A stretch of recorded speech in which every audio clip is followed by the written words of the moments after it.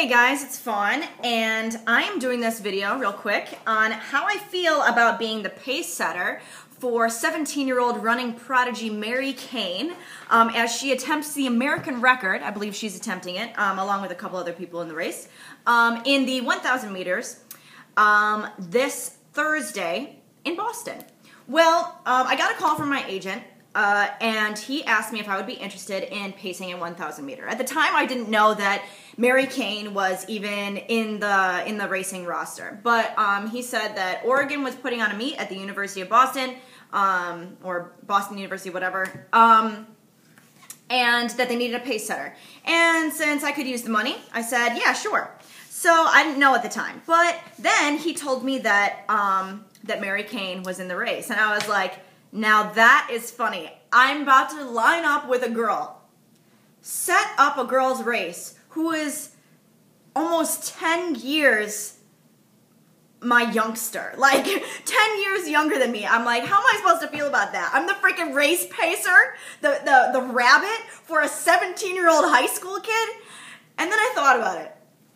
The thing is that when you line up on a race, line, a waterfall start, whatever, it doesn't really matter how old you are. It doesn't matter what you've seen or where you've been, how many Olympic medals you have. It doesn't matter what the rankings say or the rosters say. At the end of the day, when the gun goes off, all that shit goes to hell. And everyone starts from scratch. Everyone starts all over. Every time you race, you have a brand new chance. At this point, I think Mary Cain has proven herself again and again and again. How many times do we need to see this girl run amazing races, do phenomenal things, things that professional athletes can't even always do?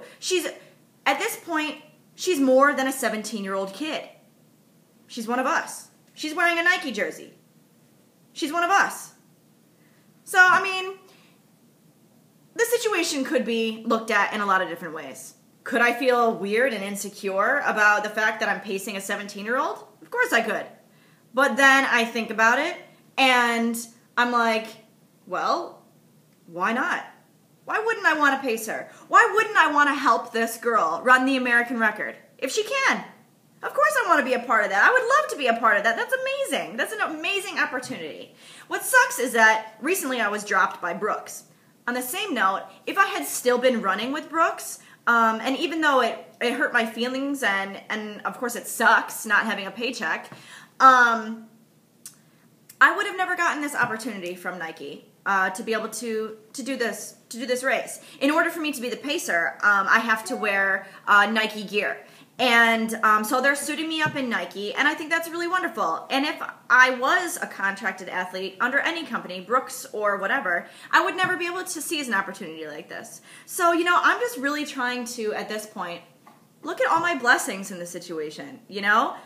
I think it's going to be really awesome to meet this high school prodigy, like, just to talk to her and see what she's about. She seems like a really sweet little girl, and to be honest, she's a beast on the track. Who wouldn't want to be a part of that? That is so cool. I wish I could have been in that in high school. I wish I would have had Nike knocking on my door as a high schooler, be like, hey, come run with us, skip college. You know, I think it's great. I think she's a cutie, and I seize the opportunity for exactly what it is. Just one more blessing in the last couple months that I've had a couple little setbacks, you know, and I hope that I can help her run the American record. I hope that I can take this pacing opportunity really seriously and help her do what she's going out there to do.